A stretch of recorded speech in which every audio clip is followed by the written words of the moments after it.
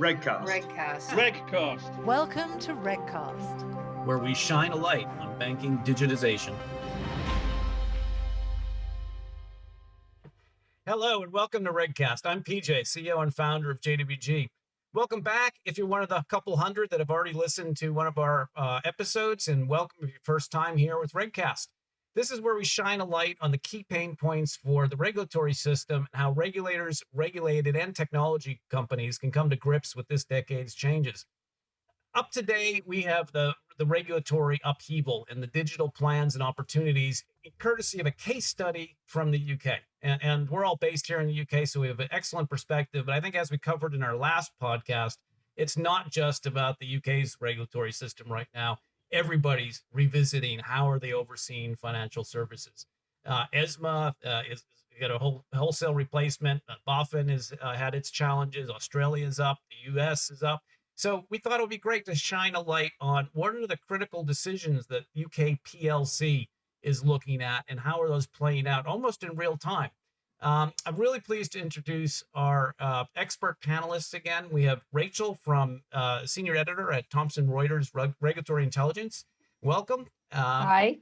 We have Sam Tyfield, who's a partner at Shoesmiths. Welcome, Sam. Morning. Thank you, PJ. And Gavin, thanks very much for joining us from Grant Thornton and a former regulator who's taking a day off to be with us.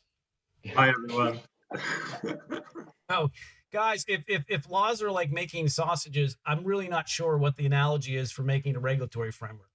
There's an awful lot that's being discussed in the public domain, and given the transparent nature of the way laws are made here, we get to see a lot of sausage in process.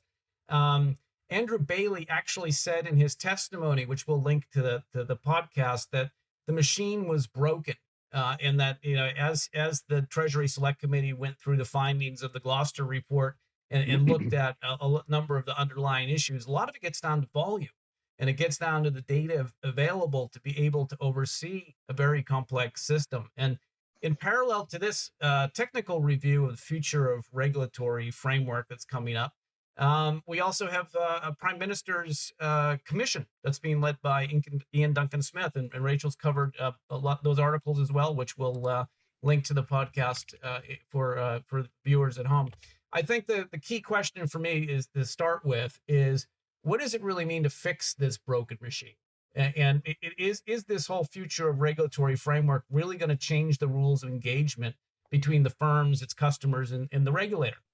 So, Gavin, I'd like to turn to you first. What are the choices that regulators have made in the past? It's been part of them you've lived through.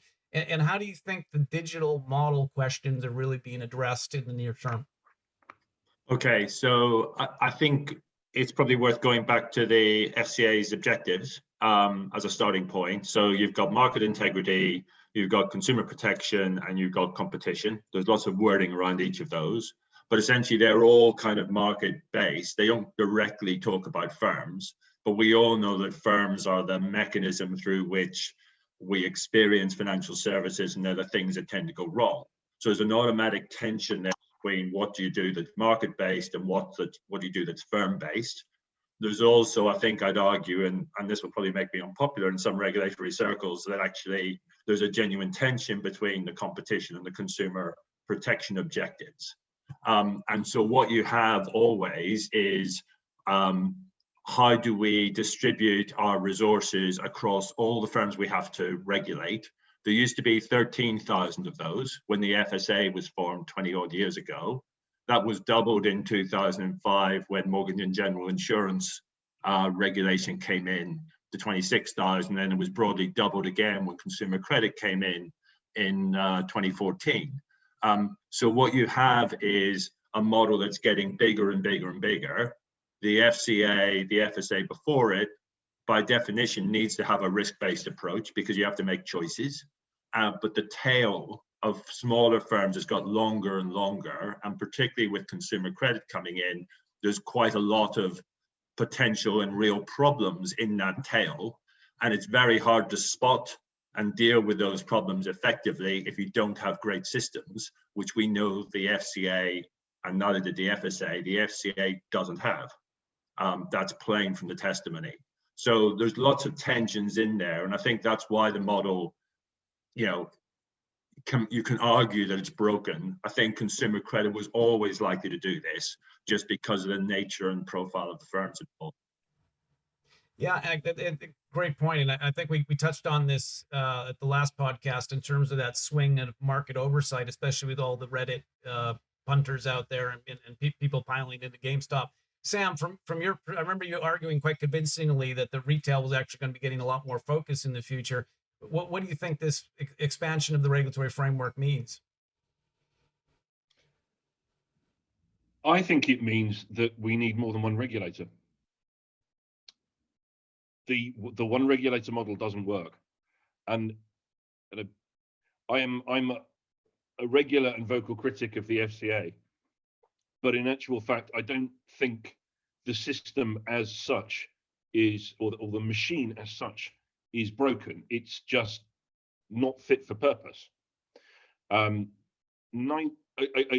Most of these firms that are regulated by the FCA will be help desk managed. They don't have individual contact managers who understand their business and to whom or with which they can make contact and say, can I just run something past you? I've got an issue. I've got a problem. It's 99+%. So it's a big number, massive. It's most of them. And that goes to the tail, to the one-man bands, to the IFAs, to all the credit consumer. I think the FCA is fighting a losing battle here. And this is something I've always said, is we need to make sure that we keep separate retail and wholesale, because they are fundamentally different beasts. Yeah. And depending on how you slice it or where you slice it, one regulator gets the wholesale boys and girls, and one or more regulators gets retail, consumer credits, peer-to-peer lending, all IFAs, all of them, what Gavin refers to eloquently as the tail. That's a huge statement.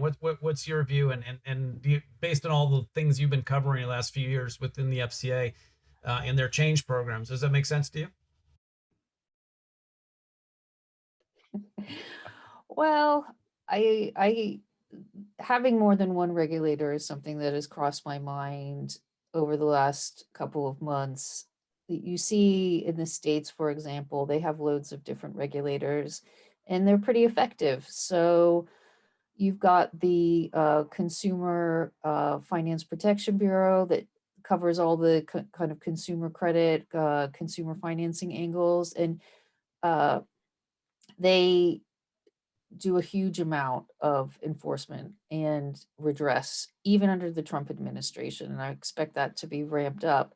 You've got the SEC, the CFTC, you've got the DOJ, the OCC. They're all very active regulators out there, being pretty aggressive with firms and getting a lot done. Back to the UK, I don't know if that's a model for the UK. I do wonder if more regulators makes more problems. Well, there's the potential for people to fall through the cracks. Yeah. We've had in the US is, are you under the CFT or under the SEC? And if neither claims jurisdiction over you, then you're with no one.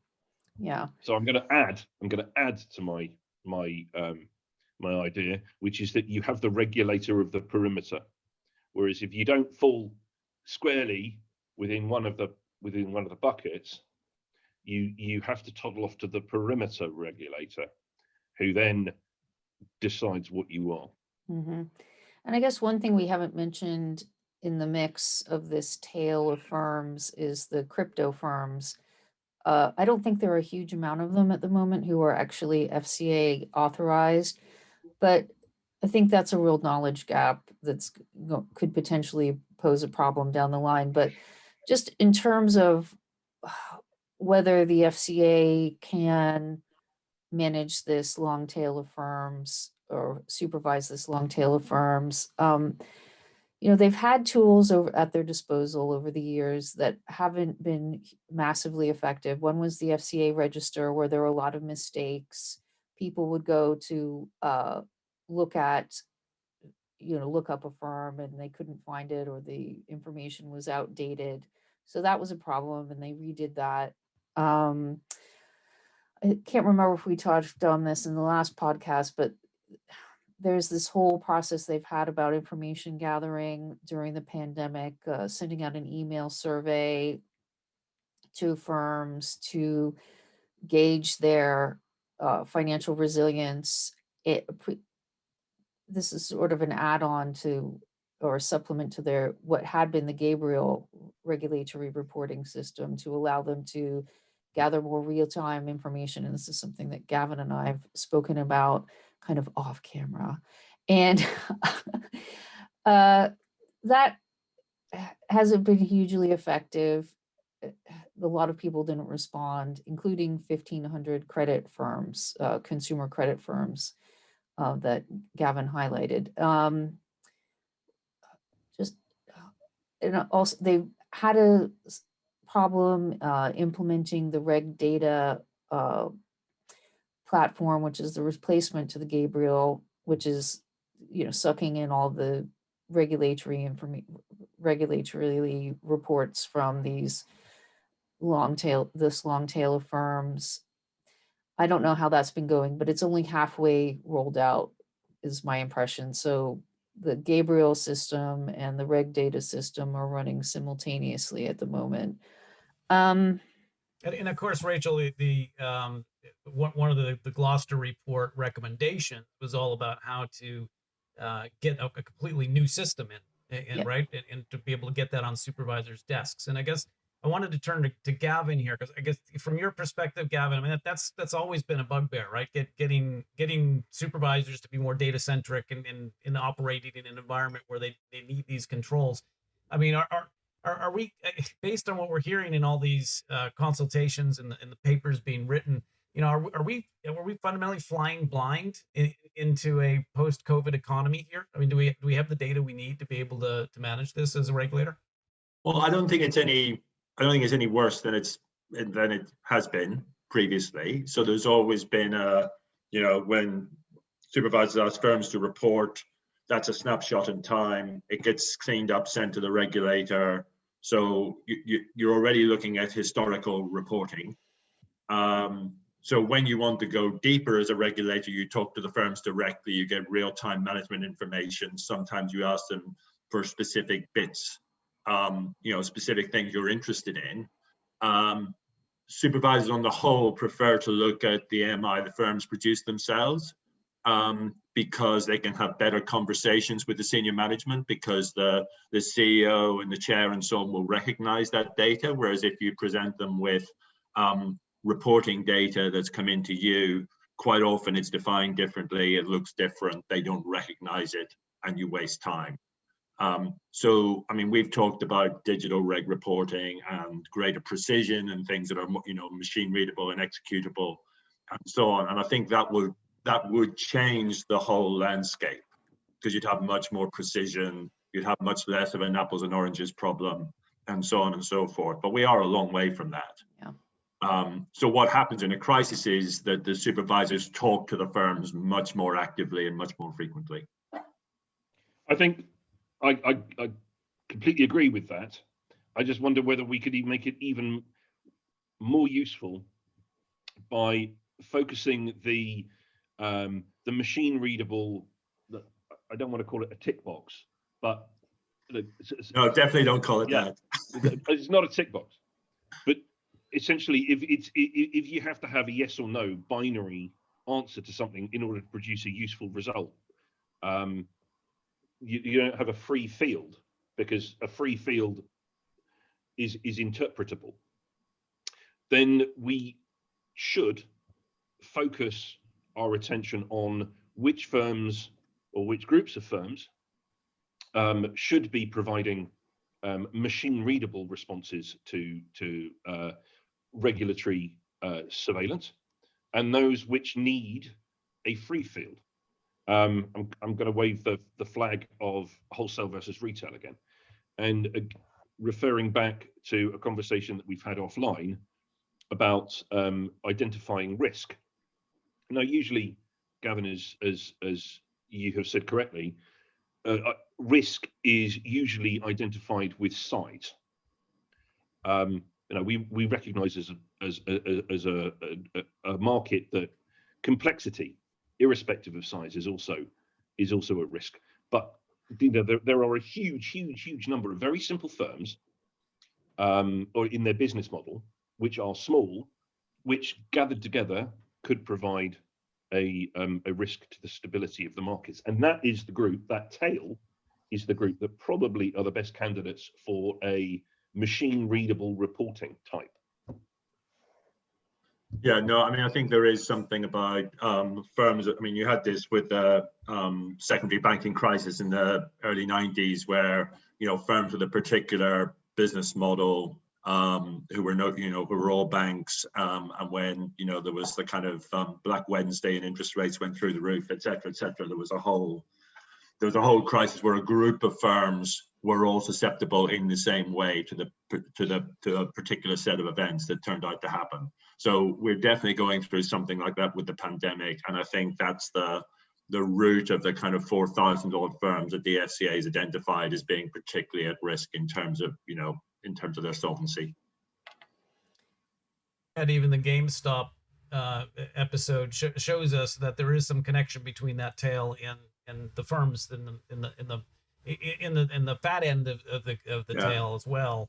Yeah, I'd just be a little bit, if I may, I'd just be a little bit kind of cautious about a clean wholesale retail split. In my experience, it's pretty hard to identify, and you go back to the financial crisis, there's quite a lot of flow through from, retail mortgages and, but it is by intermediaries, isn't it? It is not I as a retail mortgagor. I've got a mortgage. I can't toddle off to the wholesale market and collateralize my mortgage or sell it down. I go through an intermediary. I may actually go through it may actually go through a number of intermediaries to the wholesale market. We should be able to draw a line somewhere where at some point the aggregation of retail interests becomes sufficient that the person managing those, I use managing in the non-specific permission sense, is then wholesale. I think all I'm saying is you have to have the bridges and sort of look across. So if I take a really kind of crude example, but it's a real one, when the FSA divided into wholesale and retail business units in 2004, Barclays was in the retail business unit because of its retail, big UK retail bank, but it meant that Barclays Capital was there as well. Yeah, and so it wasn't on the wholesale side to discuss, So, you have to be able to look across, you have to have the bridges and so on. None of this is easy. And I think your point about falling down between the gaps is really pertinent. And even something like, I'm thinking of an example, something like structured deposits, where you kind of have a big wholesale element in what's ostensibly a retail product. So yeah, you have to go specific and also broad at the same time, and that's the crux of the whole problem. And then that's a nice segue back to a question that PJ asked a while ago, which is, my soapbox about the world is going to change for retail. So as part of that discussion, Gavin, I think we're going to have to think about what products and services should be available to retail or should incorporate retail interests in them, irrespective of the reams of paper that I can send a retail investor or a retail customer about the risks and the benefits and the upsides and whether it's suitable for them.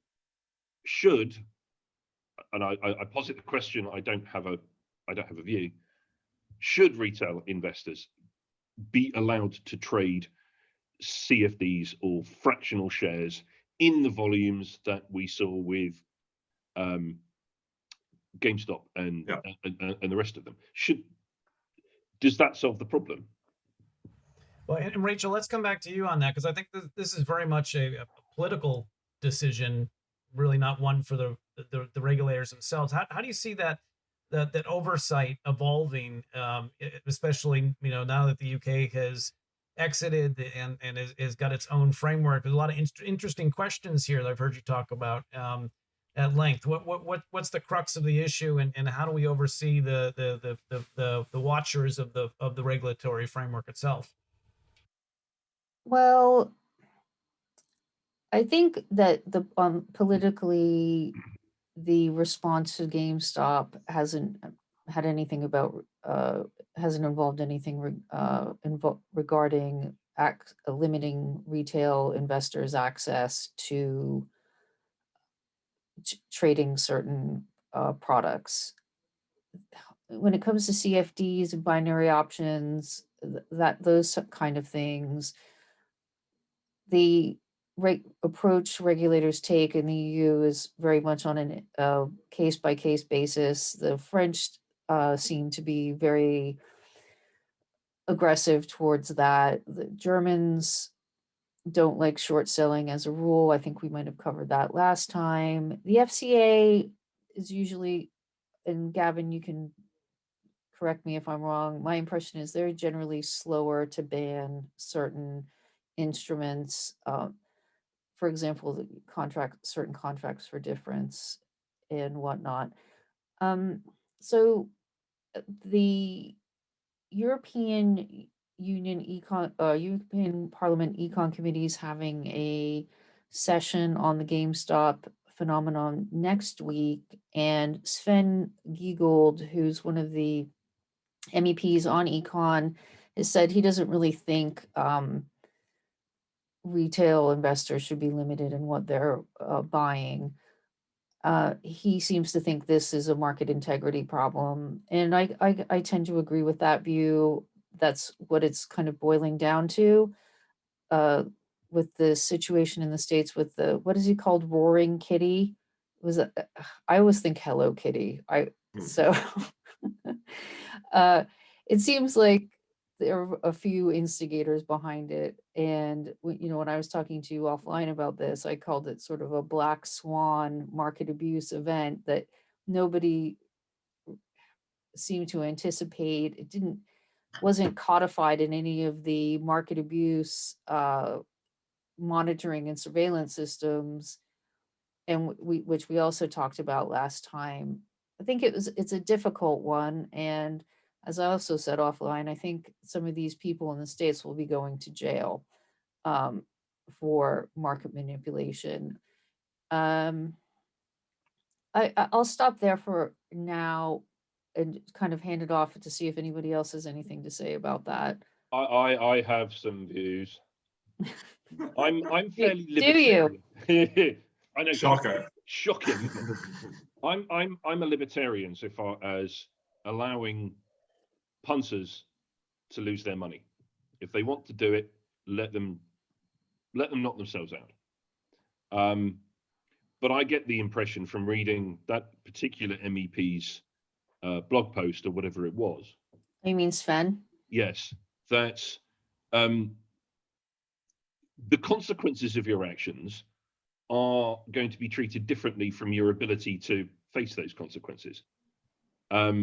So yes, go ahead and take risks if you want, but once if those risks come up, if you suddenly find yourself in a deep hole, then we are going to end up in the typical EU fashion of going, well, these poor people must be protected from the consequences of their own actions. I think the two are, that's where we're going, and they are incompatible. Well, potentially.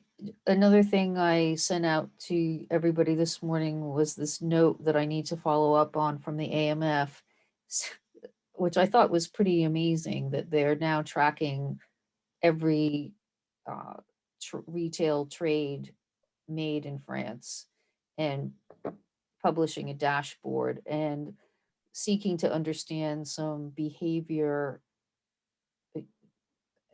investor behavior, and understanding what people are doing sitting at home with their money. And this obviously was started way before the GameStop situation, because you can't just pull in all that data and publish a dashboard overnight. I mean, or maybe they could, but I think it'll be interesting to see where that goes. I don't understand if it's with an eye to introduce more product banning. The AMF can be aggressive on that, or if they, it's unclear to me where they're going with that. I'm trying to find out, but I found it really interesting in terms of the GameStop news that Generally there is kind of a big so what here, right? It's Yeah. there's a lot of things moving. There's regulators doing various things across the globe and lots of political discussion. But I'd like to come back to Gavin on this, because I think, you know, if I think about this from a market point of view, it only really matters at the point of the relationship between the customer and its firms. What do you think this really all means? What's the so what from the change in oversight regime and any kind of new rules coming their way? So I think there's something about, and coming back to where I started, I think there is a tension between talking about competition being an unmitigated good thing, which is almost where we've got to in regulatory terms, and consumer protection. So I don't know what the answer is, but I think there is something about, if you're going to really protect consumers, you have to make products safer, which probably means limiting choice, and dare I say it, capping innovation for some types of things. So the more complex it gets, the harder it's going to get for consumers. The more caveat emptor is going to recede into the distance as a kind of a meaningful concept. When you can't understand, you can't understand exactly what you're dealing with. So I think there's going to be a real kind of look in the mirror moment at some point, and I think post-pandemic is probably as likely as any, in terms of, does all this add up? We agree with all the different pieces of the jigsaw, but when you put it together, it actually doesn't make a lot of sense. Yeah, and I guess from a European point of view, when I think about the legal framework, MiFID III, whatever it will become, I think lots more tick boxes, a lot more annexes, a lot more decision modeling that needs to be done around what's safe and what's not. But Sam, coming back to you, I'm more interested in what you think from a UK common law perspective. What will that all mean moving forward? Blimey. Okay. So, what will it mean, and what I think it should mean are two entirely different things. What it will mean is that there's a load of hand-wringing. There are some reviews, and there are some post-mortems. Some of the market makers and liquidity providers and the audit aggregators will get a slap on the wrist and some fines. There will be some discussion about the amount of margin that the brokers need to place with the CCPs. Generally, business will be made much more difficult for the brokers, as is always the case, increasingly. What I think should happen is very different. I think if I wish to play in a pond where there are sharks and piranhas, and I'm a minnow, I may need to be told and understand that I have to put up significantly more margin, or I have to have lower limits on my leverage, or I'm going to be subject to the market abuse rules and the access restrictions that the sharks and the piranhas are. And if the sharks and piranhas have better order and execution management systems, or better risk management systems than I do, I'm going to have to accept that, of course, my order is going to get lent on. Rachel, you're a great admirer of the fishbowl of regulation. What do you think about it from the minnow's perspective and the regulator's ability to see the whole fishbowl? I mean, what's the big so what from your point of view? Well, I think it's a difficult one. It's the FCA, as we talked about last time, is embarked on this big transformation program, and a lot of that seems to hinge on this data strategy, and they seem to think that having more data analytics is going to help them detect things more quickly. It's not clear to me to what extent they're going to be revisiting things that were raised in the Gloucester report, like the call center issue. I haven't seen that on any agendas anywhere. The issue with the call center was that complaints coming in about LCNF had not been flagged or elevated up the line in concern. There was no kind of joining of the dots, even though there were a lot of complaints.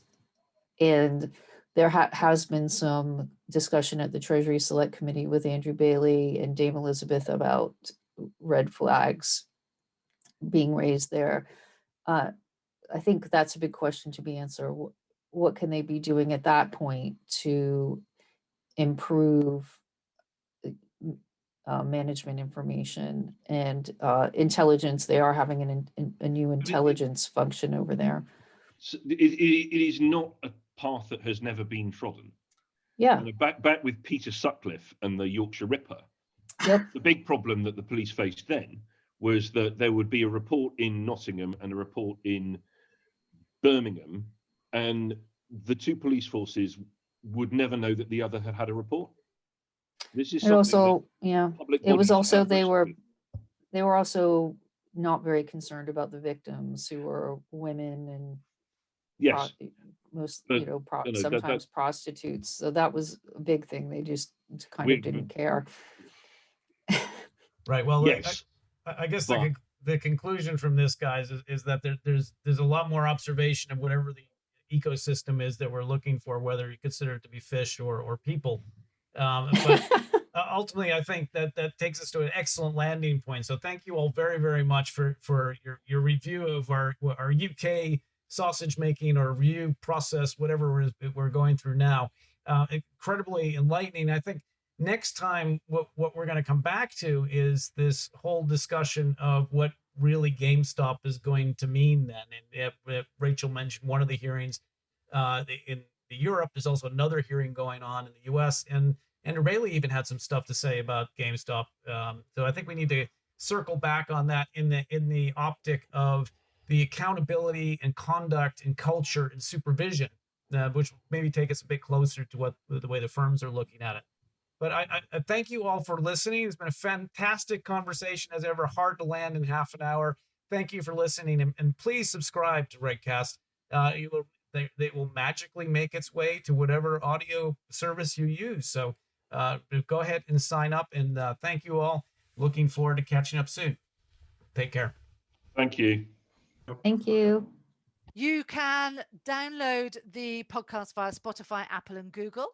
But also, I'd encourage people to come to the JWG website, which, as hopefully you will know, is jwg-it.eu. Go to the Intelligence Hub and create your bespoke library.